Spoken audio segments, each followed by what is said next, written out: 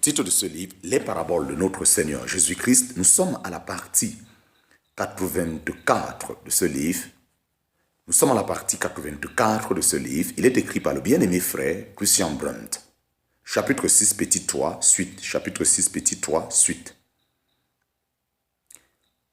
À l'horizon de ce monde, on voit déjà les éclairs, les signes avant-coureurs du jugement qui vient. Le merveilleux temps de la grâce va prendre fin, vraisemblablement, très bientôt. En sommes-nous conscients, chers amis, ou le Seigneur doit-il nous demander comment se fait-il que vous ne discernez pas ce temps-ci? Chapitre 6, petit 3, la brebis égarée, en parenthèse, dans les montagnes. Matthieu chapitre 18, versets 10 à 14, en parenthèse, surtout Matthieu chapitre 18, versets 10 à 14. La parabole de la brebis égarée en Matthieu chapitre 18 ressemble beaucoup à celle de la brebis perdue de Luc chapitre 15, mais le contexte dans lequel le Seigneur a donné ces deux paraboles est tout autre. En Matthieu chapitre 18, il place un petit enfant au milieu d'eux pour montrer à ses disciples l'état d'esprit approprié au royaume des cieux.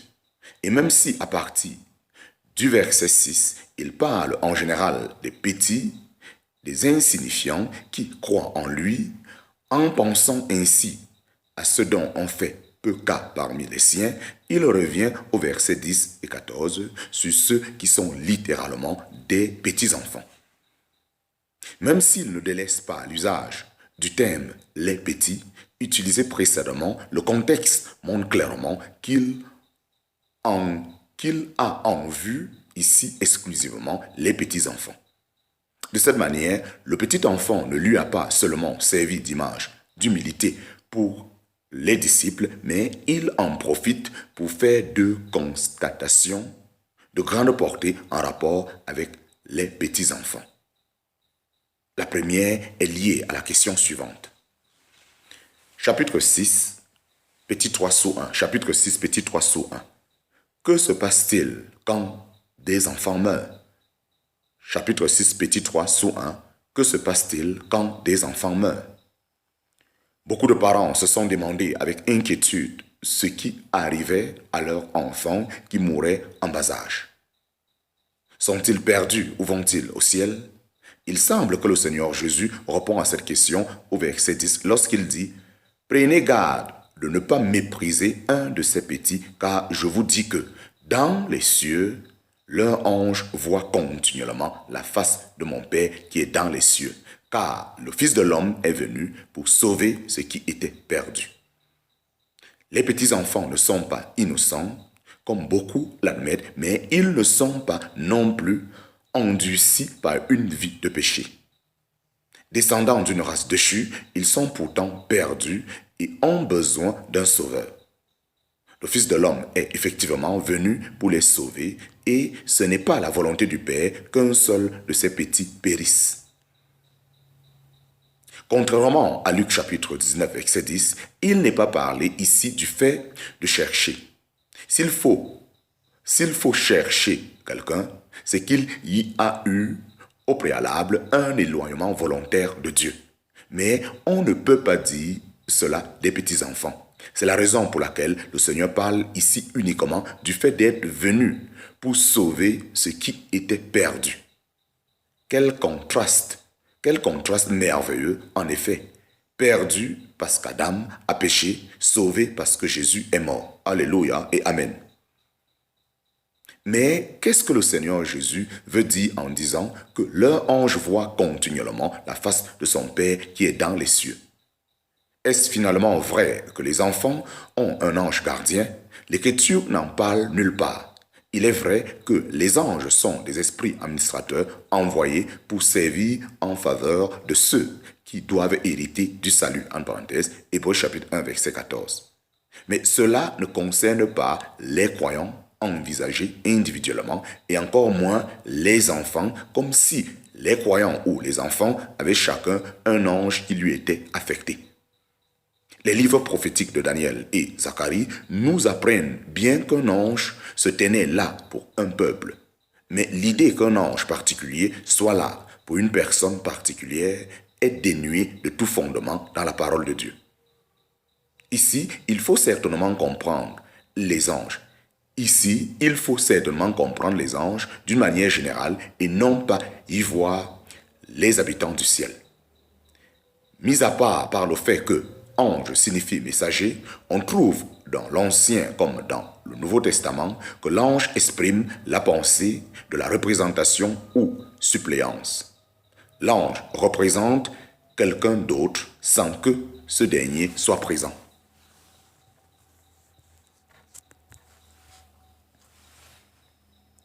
Personnellement ou dans son ensemble, l'ange représente quelqu'un d'autre sans que ce dernier soit présent personnellement ou dans son ensemble. C'est ainsi que nous trouvons souvent dans l'Ancien Testament l'ange l'Éternel, c'est-à-dire la représentation de l'Éternel sous une forme visible et supportable pour l'homme.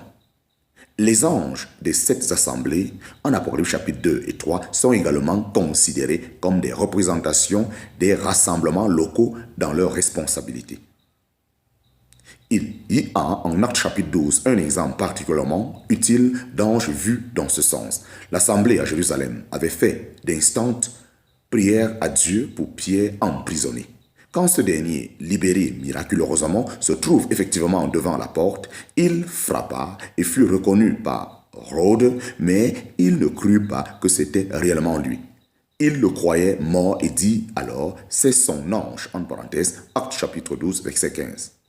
Il pensait apparemment à la partie représentative de sa personne, son esprit. C'est sans doute également la signification de l'ange dans notre passage. Les anges des petits-enfants sont leur esprit après la mort et ils voient continuellement la face du Père qui est dans les cieux. La forme verbale au présent, ils voient, facilite la compréhension. Ce temps exprime, comme ailleurs dans l'Écriture sainte, une vérité valable sur un plan général, en parenthèse, usage absolu du présent. Le Seigneur parle d'un certain groupe ou d'une classe et non pas d'individus, et la chose est vraie. En principe, pour cette classe, il voit la face du Père. Si donc des enfants meurent à un âge, à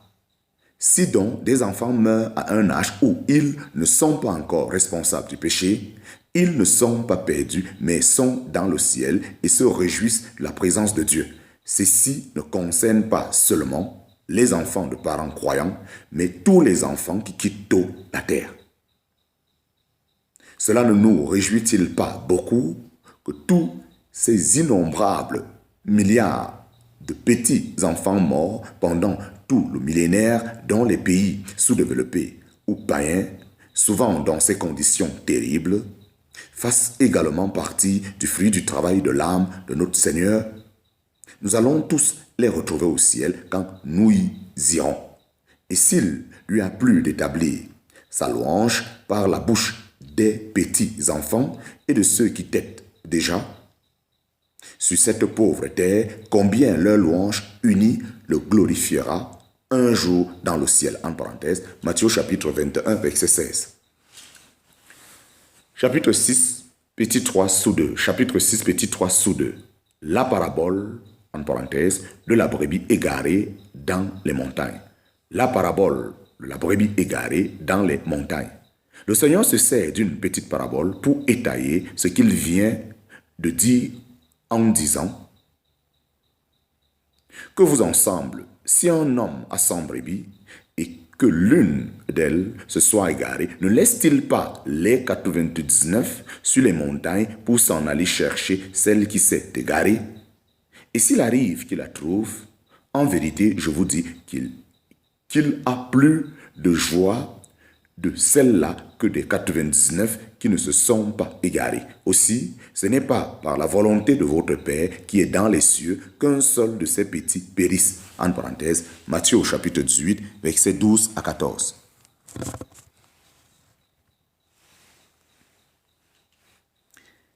Il est montré ici une nouvelle raison de ne pas mépriser ces petits ou ces insignifiants. Le berger et le Père en prennent soin. La première raison était que leur ange voit continuellement la face du Père qui est dans les cieux. C'est-à-dire qu'au cas où il mourrait ici-bas, il continuerait à vivre en présence du Père Céleste dans des conditions incomparablement meilleures. Mais maintenant, nous apprenons un autre côté précieux. Chacun individuellement est précieux pour le bon berger. Et aussi, ce n'est pas la volonté du Père Céleste qu'un seul de ces petits périsse. Quelle sécurité leur est ainsi donnée? Il ne faut pas voir au verset 14 des croyants qui sont pauvres en esprit ou inférieurs en esprit. En effet, ceux-ci sont les plus grands dans le royaume des cieux. En parenthèse, Matthieu chapitre 5, verset 3. Ce serait en outre une affirmation comparativement faible et légère de dire d'eux que ce n'est pas la volonté du Père qu'un seul d'entre eux périsse. Non, le Seigneur parle ici de petits au sens littéral d'enfants. Il en